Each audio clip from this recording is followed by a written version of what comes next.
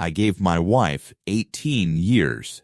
But let me break that down for you. 18 years is not just a phrase you throw around. It is 216 months. It is 6,570 days. I gave her every single one of those days, and I gave her every single thing my name was attached to. The house we lived in, the heavy oak front door, the accounts we shared, the quiet, steady little business that paid for every drop of wine and every piece of furniture. I trusted her. I trusted her the way you trust the ground beneath your feet. You do not wake up in the morning and look at the floorboards, wondering if they will hold your weight. You just step without a second thought, without checking the foundation. You just believe it will be there. Until the day it just wasn't. The day I came home early, and I learned something incredibly simple.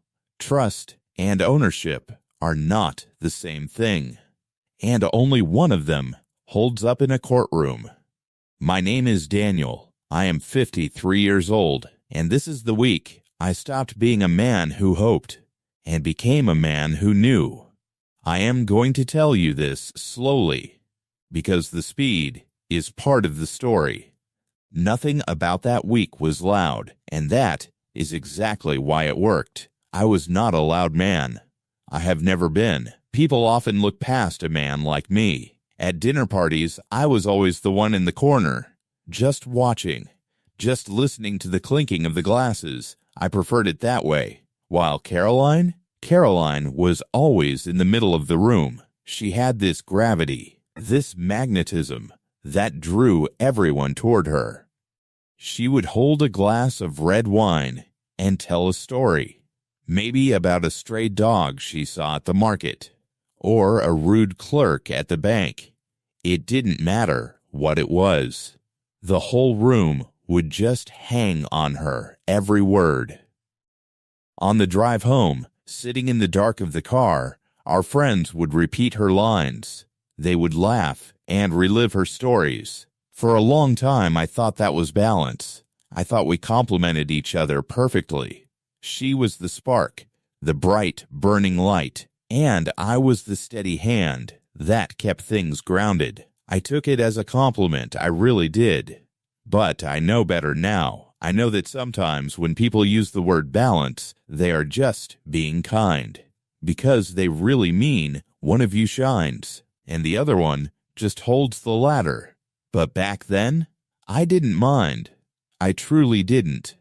I liked holding the ladder. I liked watching her shine. Because when you love someone that deeply, their light feels like it belongs to you too. We met when we were young. We had next to nothing. I had a trade, a box of heavy tools, and a rusted-out Ford truck that barely started in the rain. She had this ambition, a burning ambition, that seemed way too big for the small town we lived in, and she had this way of making any room feel warmer than the broken thermostat ever said it was. We built our life, slow and steady, brick by brick. Our first apartment? It was a drafty little place above a bakery. The window in the bedroom, the frame was warped. It would not close all the way. In the bitter winter of '98, the cold air would just pour in, slicing through the room like a knife. So we would hang a thick old gray blanket over it, nailing it to the drywall. We would sit there on the mattress, huddled together, drinking cheap instant coffee, telling ourselves it was cozy. I remember her laughing, her nose red from the cold. She used to look at me and say that one day we would have a house so solid, so perfectly built, that no wind could ever get in. I remember looking at her eyes in the dark, and thinking that was the most beautiful thing anyone had ever wanted for us. I spent the next 20 years building exactly that house. I spent every single day making sure it would be strong. I just never imagined in my wildest dreams that the cold wind would come from the inside. I figured out early on that the work I was good at, fixing broken things, keeping the walls standing, could be turned into a real company if I was just patient. So, I was patient. I fixed one roof in the blazing sun, then two. My hands were always covered in calluses and splinters. Then I hired a man to help me fix the third. By the time we hit 40, my company had 11 full-time employees. We had trucks, we had contracts, and we had a rock-solid reputation across 3 different counties. We were the guys who showed up exactly when we said we would. That reputation, it wasn't an accident. It was the only thing I knew how to build on purpose. A man who says he will be there at 8 in the morning and is actually there at 8 in the morning for 20 years straight ends up owning something real. And then there was Marcus. Marcus came to work for me in year 11. He was a quiet guy, big shoulders, rough hands, but he was the kind of man you could send into a wealthy customer's house without a second thought, because Marcus always took his heavy, muddy work boots off at the front door. He respected other people's homes, and he told you the truth even when it cost him money. I trusted him. I trusted my crew. I trusted my wife. I was a man surrounded by trust. Caroline, she never worked in the business. That was a decision we made, or at least a decision I thought we made together. She managed the house, the calendar, the social events. She managed the version of our life that the world saw. And man, she was good at it. Our home always looked like something cut straight out of an architecture magazine. Every pillow perfectly fluffed, every picture perfectly straight. There was always a bottle of expensive wine chilling in the fridge for whoever might stop by. But there was a meeting years ago when the business first started making real, heavy money. I sat down with my accountant, an older man named Pruitt, a careful, unglamorous man who wore the exact same gray cardigan in every season. It wasn't a romantic meeting. It was just paperwork, taxes, liabilities. But Pruitt told me something that day. He pushed his glasses up his nose and explained how we needed to structure things. He told me that almost everything of value needed to sit inside the company or stay in my name from before the marriage. The house we lived in, bought outright by the business as an asset years earlier, during a stretch when that made perfect sense for the corporate taxes. The accounts Caroline used day to day, those were just spending accounts, generous ones, fed on the first of every single month. But they were fed from a structure she had absolutely no legal signature on. She had access to all the money she wanted, but she had no ownership of anything. And here's the thing I need you to understand about the man I was. I had never once used that fact against her. I had never even thought of it as a fact. To me, it was all ours. I would have signed half of everything over to her any day she asked, without blinking, because I loved her. But she had not asked. She had simply assumed. And Caroline, who managed every dinner party down to the exact fold of the linen napkins, had never once read the deed to the house. The same house she was now sleeping with another man inside. I would come home tired most nights, my back aching from the sights. But the warmth was always there, waiting for me. I used to stand in the driveway, leaning against the hood of my truck for just a second before I went in, just to look at those lit windows, to hear the faint sound of music coming from the kitchen, and I would just feel truly, deeply lucky. I want you to understand that part before I tell you the rest. I was not a neglected husband looking for a reason to leave. I was a happy one. I did not lie awake at night suspecting her. There were no mysterious late phone calls I noticed, no strange perfume I did not recognize, no sudden new passwords on her phone. If you had asked me, the month before all of this happened, whether my marriage was solid, I would have laughed. I would have said, of course. The way you laugh when someone asks if the sun is going to come up tomorrow.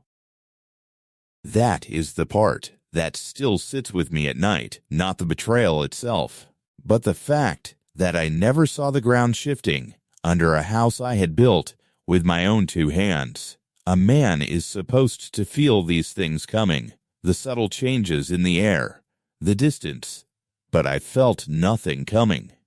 That taught me something. It taught me just how terrifyingly good some people are at managing the surface of things. That summer, the work took me out of town. It was a massive renovation contract, 2 states over, the kind of job that pays incredibly well, but eats your weeks whole, chews them up, and spits them out in a cloud of drywall dust. I was gone Monday to Friday for most of June. The heat that year was brutal. Unforgiving. By noon, your shirt would be glued to your back. The air tasted like sawdust and dried concrete. It was good money, heavy money. And I told myself, standing there in the blazing sun, that it was for us. It was for the future. That is the lie men like me tell themselves. We tell ourselves that the very thing keeping us away from home is the thing keeping the home together. We convince ourselves that the sacrifice of our time is a down payment on happiness. Caroline stayed home. Back in our perfectly climate-controlled house, she was comfortable. We had our routine. We would talk every single evening, exactly at 9 o'clock.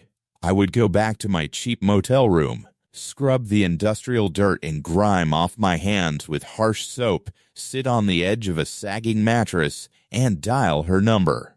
Ordinary calls. Simple, domestic. The kind of calls that anchor a man to the earth.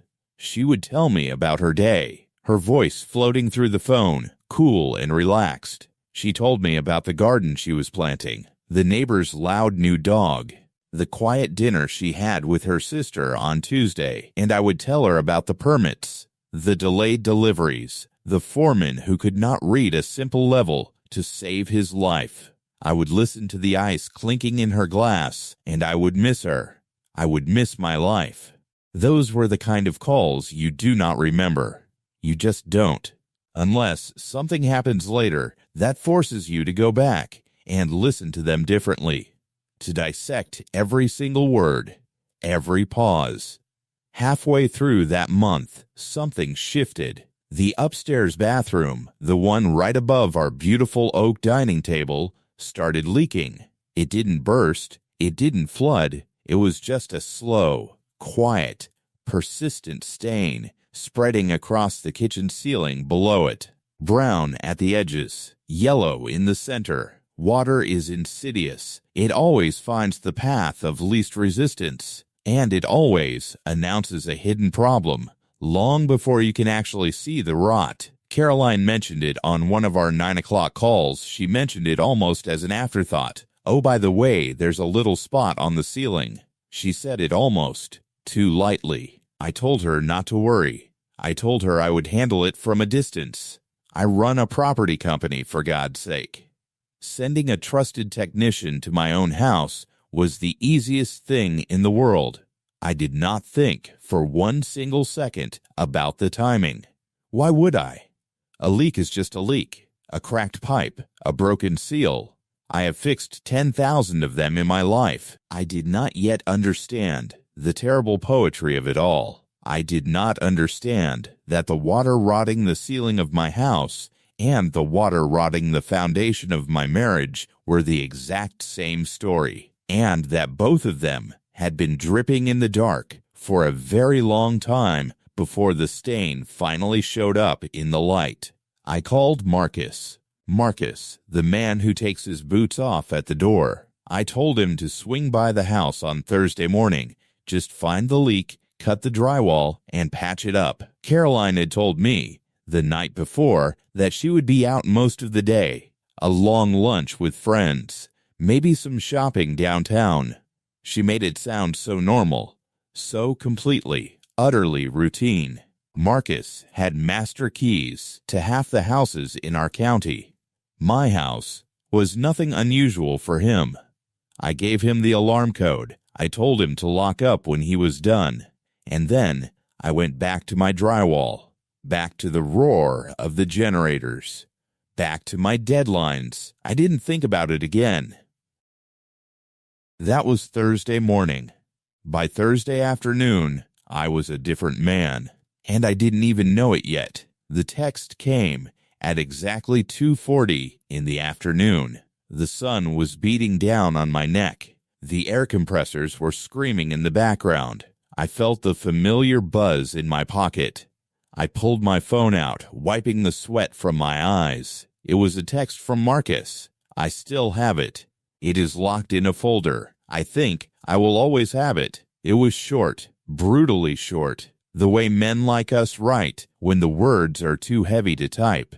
It read, "Boss, I am at the house. I think you should call me before I say anything over text. It is not the plumbing." I read it once, then I read it again, and then the strangest thing happened. Something deep inside my chest just stopped. The heartbeat, the breath. It all went very, very still. It felt exactly like a room goes quiet right before a major storm rips the roof off. You can feel the pressure drop in your ears. I didn't reply to the text. I didn't ask what he meant. I stepped off the scaffolding. I walked away from my crew, away from the roar of the compressors, away from the noise of the life I understood. I walked to the far dusty end of the empty lot where the heavy machinery couldn't reach me, where I could finally hear myself think. I stared at the dirt under my boots, and I called him. Marcus is not a dramatic man. He doesn't exaggerate. But his voice, when he answered the phone, was not his normal voice. It was careful. It was tight, almost apologetic. He sounded exactly like a man who has just accidentally unearthed a grave and wishes he had never brought a shovel. He told me he had let himself in. The house was empty, just like I said. He had gone upstairs and found the leak fast. It was exactly what I thought. A simple, cracked rubber seal behind the master bathroom wall. A quick 10-minute fix. But to reach the pipe, to get the angle he needed with his wrench, he had to open the door to the spare room next to it. The spare room. The room Caroline told me was completely packed with old moving boxes. The room we used for winter coats and Christmas decorations. Except, Marcus said, his voice dropping to a whisper, it wasn't a storage room anymore. Boss, he said, there are no boxes in here. In there, where the dust and the forgotten things should have been, was a bed. A large, perfectly made bed, with expensive matching pillows. There were 2 soft robes hanging together on a brass hook behind the door, and on the small wooden nightstand, resting casually like it belonged there, was a man's watch. A heavy, silver-banded watch. A watch that was not mine. Caroline's things, her expensive lotions, her books, and someone else's things. Intertwined, arranged carefully, comfortably, in a room I had been told was full of cardboard boxes. My own home, the fortress I had spent 20 years building, turned into a place I no longer recognized. Turned into a stranger's hotel. Marcus didn't want to say more than that. He didn't offer theories. He didn't try to comfort me. He didn't have to. The deafening, heavy silence on the phone told me absolutely everything I needed to know. My life, as I knew it, was over. A man sitting inside the cab of a heavy-duty pickup truck in a dreary, empty dirt parking lot. His hands are gripping the steering wheel so tightly his knuckles are white. Rain is lightly hitting the windshield, reflecting a cold, blue, melancholic mood. Cinematic, 4K, I want to tell you that I shouted. I want to tell you that I threw my heavy phone against the dashboard, shattering the glass. That I jumped into my truck, drove those 14 long hours through the night, tires screaming on the highway, and made a massive, violent scene in my own driveway. I want to tell you I broke things. But I didn't. I have thought a lot about why. Over the years, I have analyzed that exact moment. And the closest I can get to the truth is this. When the floor finally gives way beneath you, when you are in a complete freefall, you do not scream on the way down. You get very, very quiet. Your brain stops making noise, and you just start looking, frantically, for something solid to hold on to. I thanked Marcus. My voice sounded like it belonged to a dead man. I asked him to finish patching the leak. Just fix the pipe, put the boxes back, lock the house up, and tell absolutely no one. Not because I was protecting Caroline. No, because I realized, sitting there in the dust, that I did not yet understand my own situation. And a man who does not understand his situation, a man who does not know the terrain, should never be making noise. Then, I walked to my truck. I got in.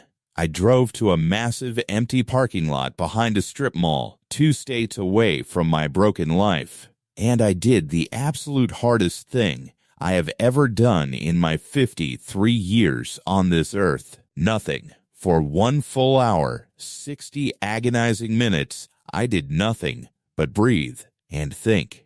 In that hour, in the cab of that truck, 2 men argued inside me. One of them wanted to let the pain out loud. He wanted blood. He wanted to tear the doors off the hinges and burn the lie to the ground. That man was loud. He was furious. He was righteous. But he was also, I understood even then, the man who loses. Because pain that comes out loud gets called a temper. And a temper, a loss of control, will always be used against you in the end. The other man, the second man inside me, was quiet. The other man had spent 18 years learning that you do not take a sledgehammer to a load-bearing wall until you know exactly what is behind it, or else you bring the entire ceiling down on your own head. I let the quiet man win. It was the most important decision of my entire life, and I made it in a cold parking lot. I drank bitter, lukewarm coffee from a paper cup, and I consciously decided to feel less right then. I packed my anger into a tight, dark box. I decided to feel nothing so that later, when the war started, I would lose nothing. I didn't go back to the job site that afternoon, and I certainly didn't go home. I drove aimlessly until the sky turned black, and I checked into a cheap roadside motel right off the interstate. The kind of place with a flickering neon vacancy sign and a deep, stale smell of old cigarette smoke baked into the carpets. Day 1. I sat on the edge of the sagging bed. I didn't turn on the television. I didn't take off my heavy work boots. I just sat there in the shadows, staring at the peeling wallpaper. I listened to the rattling hum of the ancient air conditioner in the window. 6,570 days. I sat in that dim room, and I counted them. I thought about the drafty window in our first apartment. I thought about the gray blanket we hung up. And then I thought about that silver watch sitting comfortably on the nightstand in my house. My house. I got up. I walked into the tiny bathroom. I turned on the faucet and drank cold tap water from my cupped hands. It tasted like metal and ash. I did not sleep 1 single minute that night. You don't sleep when you are quietly unbuilding an entire life in your head. Day 2. Friday evening. Exactly 9 o'clock. The phone rang in my hand. It felt incredibly heavy, like a solid block of lead. I stared at her name flashing on the screen. Caroline. My thumb hovered over the glass. My heart was beating so hard I could hear it in my teeth. Then I took a breath. I locked the box in my mind, and I answered it. "Hi, honey," she said. Her voice was exactly the same exact same pitch, the exact same familiar, soothing warmth. It was terrifying. It was absolutely chilling to realize how easy it was for her, to realize that the woman I loved was a ghost, an actor playing a role. I asked about her day. I focused everything I had on keeping my voice flat. Even, normal, she told me she went shopping downtown. She laughed about traffic. And then, she said it. She said she bought some new towels for the guest room. The guest room. I closed my eyes. I pictured the bed Marcus had found. I pictured the other man's watch. I pictured him stepping out of my shower and drying off with those new towels. In my house, a wave of nausea hit me so hard I had to grip the railing of the motel balcony to stay upright. "That sounds nice," I said. My voice didn't shake. It didn't break. It was smooth as glass. And that was the exact moment I knew I could do this. I knew I could beat her at her own game. Day 5, halfway through the wait. I was back at the job site. The sun was merciless. I was hanging heavy sheets of drywall. Every swing of my hammer, every nail I drove into the wood felt like a prison sentence. The physical labor was the only thing keeping me sane. When we took our lunch break, my crew sat around on overturned buckets in the shade. They drank ice water, and they complained about their wives. Just normal, everyday complaints. She talks too much. She spends too much on shoes. She's always nagging me about the yard. I just sat there, chewing my dry sandwich, listening to them. I looked at their sunburned faces, and I wanted to scream. I wanted to look at them and say, "You have absolutely no idea. You have no idea what a real problem looks like. You are complaining about the weather, while I am sitting in the middle of a hurricane." But I kept my mouth shut. The quiet man was in full control now. I finished my lunch. I pulled out my phone and looked at the calendar. 5 more days. 120 agonizing hours. Until the contract was finished. Until I could drive home. Until I could look her in the eye. And tear it all down. Quietly, I had asked myself a very cold question in that parking lot on day 1. What exactly do we own? Over those 10 days, while I played the role of the tired, oblivious husband on the phone, I worked. I didn't just lay drywall. I laid a trap. Quietly, legally, in the bright daylight. I called a lawyer named Reyes. She was sharp. Ruthless. She specialized in exactly these kinds of cases. Quiet, surgical untanglings. The kind of divorces that never make it to a screaming match in a courtroom because one side has completely outmaneuvered the other before the war even begins. I laid it all out for her over encrypted emails and phone calls. Every document from my accountant, Pruitt, every bank account, the corporate structure I had built before I even met Caroline, the house deed, owned entirely by the LLC, the generous spending account that Caroline used but had no legal authority over. Riaz reviewed the files for 2 days. When she finally called me back, her voice was filled with a rare kind of professional respect. She told me that the truth was beautifully simple. She said I was one of the rare ones, a man who had built his entire house on solid rock without even knowing it. Legally, Caroline was a guest in my life, a guest who had overstayed her welcome. I didn't stop there. I gathered the absolute proof of the affair. Not to humiliate her. Humiliation is for angry men. I did it to make sure that when the truth finally came out, it could never be argued away, or rewritten, or spun into a story where I was the bad guy. I had an investigator Reyes trusted lawfully photograph the room, the watch, the robes. I had Marcus's written account, a record calm, cold, and complete, sitting in a thick manila folder inside Reyes's desk drawer. I did not look at those photographs more than once. I didn't need to torture myself. I did not need to feel it twice. I just needed to know the weapon was loaded. Then I hung up with the lawyer. I looked at the clock. It was 9 p.m. I dialed my wife's number, and I said goodnight. to a woman who thought I still knew absolutely nothing. A man's hand turning the brass doorknob of a beautiful, warmly lit front door at night. The view is from outside, looking in. The light spilling from the house looks inviting, but the shadows around the man are heavy and dark. Cinematic thriller style, 4K. On the 10th day, the wait was finally over. I finished my contract. I packed my heavy tools into the back of my truck, and I drove home. On a quiet Friday evening, just like any other Friday, I parked in the driveway. I looked at the house I had built, brick by brick. The windows were glowing with that familiar, warm amber light. I turned the key in the lock, and I walked into my own house. And the air, it felt instantly different to me. Or maybe I was the one who was different. Caroline had made dinner.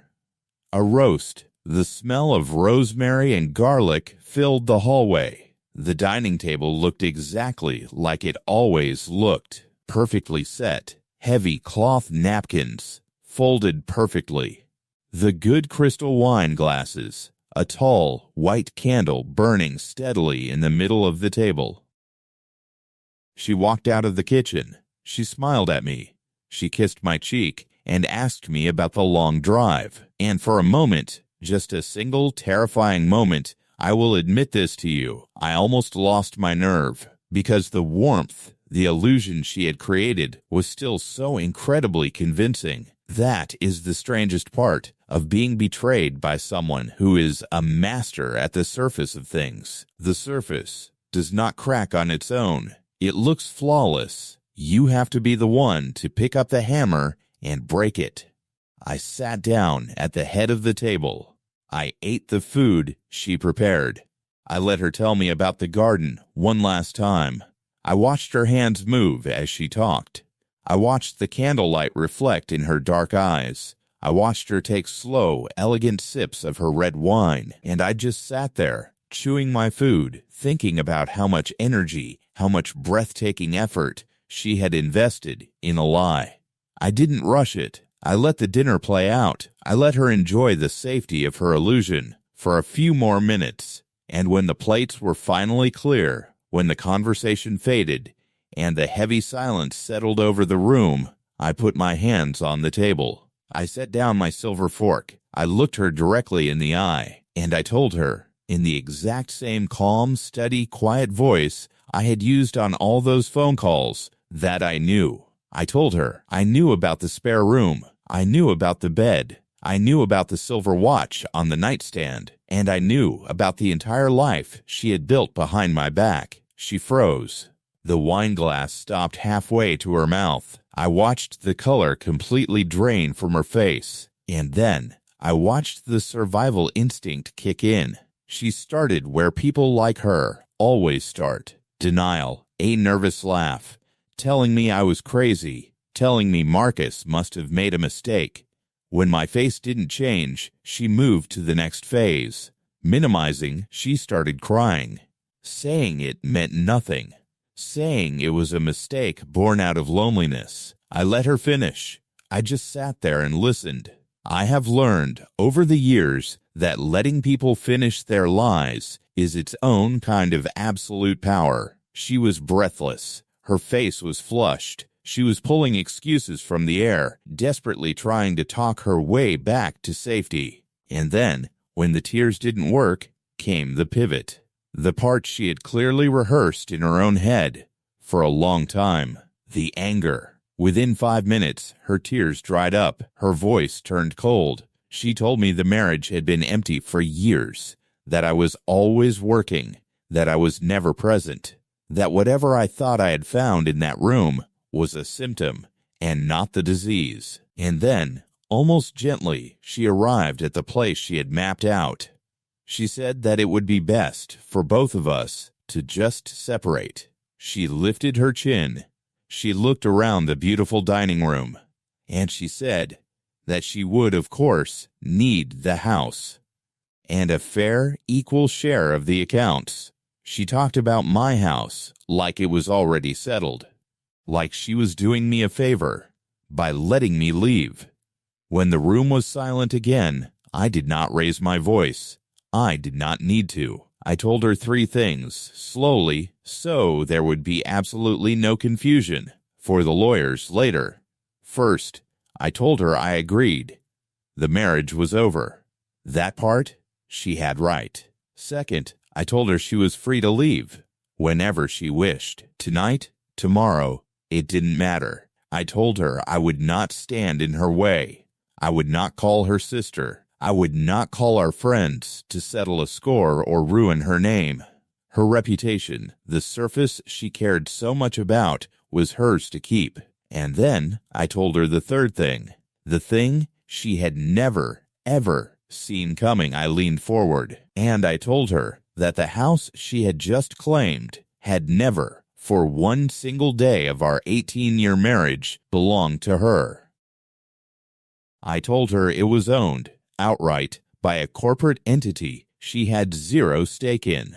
I told her that the generous accounts she spent from every month were fed by a structure with only my signature on it. I told her I had checked every single line of it with an accountant and a ruthless lawyer. She would leave with exactly what she brought into the marriage.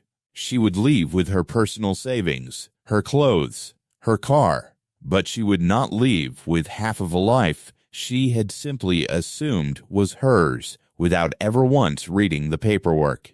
The calculation, the arrogance, just vanished from her eyes. It was like watching a porcelain mask shatter on the floor. What replaced it was not remorse. It was the specific, terrifying stillness of a person who has just realized that the solid ground they were standing on had belonged to someone else the entire time. She looked at me. Her hands were trembling. She asked me, quietly, her voice breaking, how long I had known. 10 days, I said. She stared at me in horror. She asked why I had not said anything, why I had let her pretend for 10 days. I looked at her across the candle, and I gave her the only honest answer I had. Because you taught me, I said. You taught me that the people who manage everything in front of the world are not always the people who own it. I just took a little longer to learn that lesson than you did. Caroline moved out. Within the month, there was no screaming match, no lawyers circling like vultures in a courtroom, no scorched earth. A clean truth, I have learned, is the most expensive thing a person like her can ever run into. She left with her dignity intact in the eyes of everyone we knew.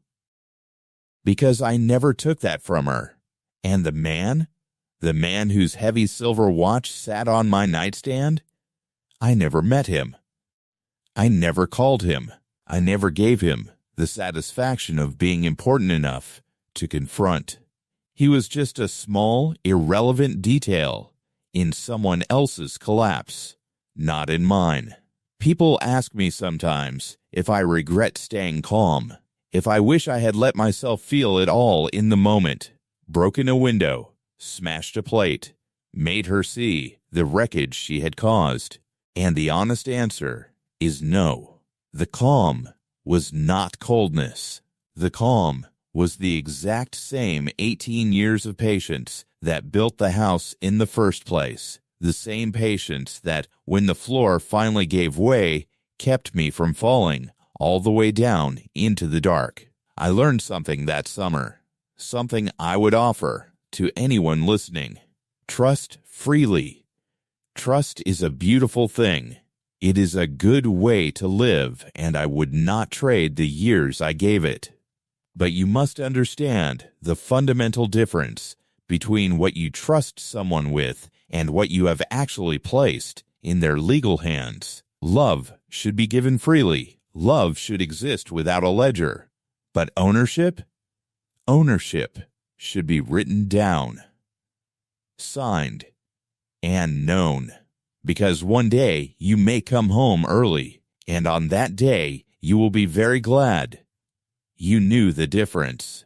My name is Daniel. I trusted my wife with everything. I just never confused everything with ownership. And that single Quiet fact was the floor that held